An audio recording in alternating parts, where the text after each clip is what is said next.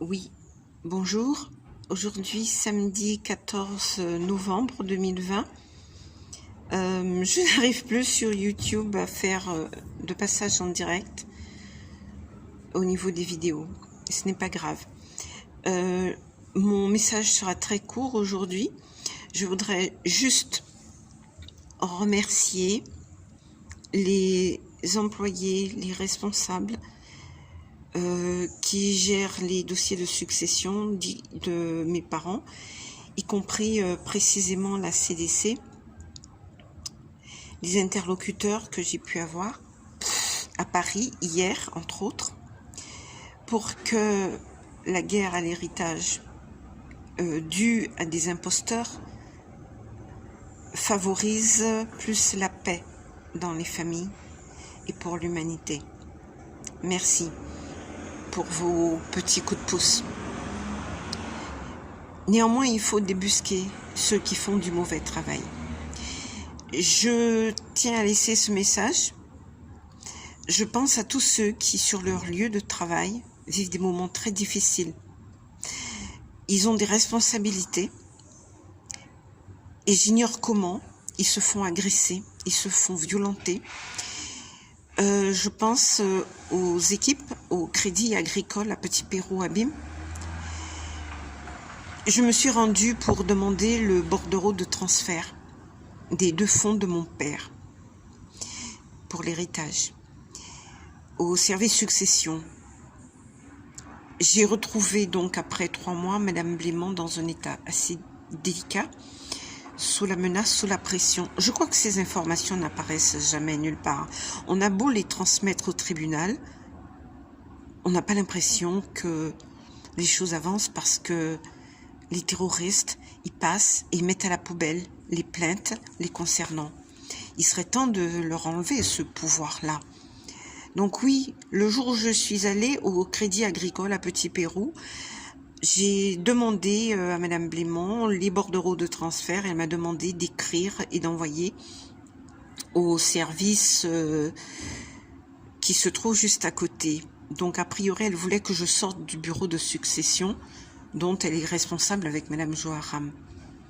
Donc ils subissaient beaucoup de violence. Il y avait des gens qui criaient, qui hurlaient. Elle était sous le contrôle d'un homme et elle devait impérativement faire exactement ce que ce monsieur lui disait de faire. Il ressemblait plutôt à un terroriste. Je crois que je suis désolée. Paris, je retourne vers vous. Je crois que c'est vous qui êtes attaché à l'État, au ministère des Finances. C'est vous qui devez déléguer des moyens pour protéger les employés à leur poste. Ils ne peuvent pas le faire tout seuls face à des gens qui sont des professionnels de l'arnaque et du terrorisme.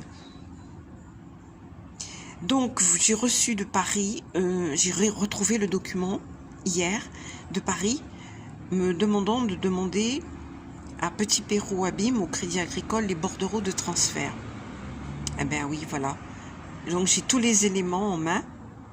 Il y a bien des gens qui essaient de faire au mieux leur travail, mais il faut dénoncer les dysfonctionnements et il faut évincer les terroristes qui refusent de respecter les règles de la démocratie. La Guadeloupe est française, donc je demande aux intervenants, aux responsables en France, de soutenir la Guadeloupe française et les héritiers. Vous imaginez un peu que de l'argent propre, relevant de succession, passe entre les mains de gens. Terroriste égale trafic de drogue égale trafic d'armes. C'est un label qui ramène à la divinité, mais il n'en est rien. La violence ne représente pas la divinité. Ce sont tout simplement des escrocs de haut vol qui veulent faire fonctionner le monde par la peur et la terreur et la privation de liberté. Donc vous imaginez les gens qui attendent dans 5 ans l'héritage de leurs parents, ce qu'ils vont vivre, car je dis souvent, je suis votre futur. Ce que je vis est tellement bien huilé, rodé, que ce n'est pas fait pour servir pour une seule personne. Vous attendez dans 10 ans l'héritage de vos parents? Dans 15 ans? Vous allez vivre le même cauchemar que je vis. Visionnez mes vidéos sur YouTube ou sur GoFundMe en cliquant Cyril Claudine Romain en majuscule le tout. GoFundMe. Et vous allez voir comment je témoigne de toutes ces monstruosités. Merci et puis bonne chance pour l'humanité.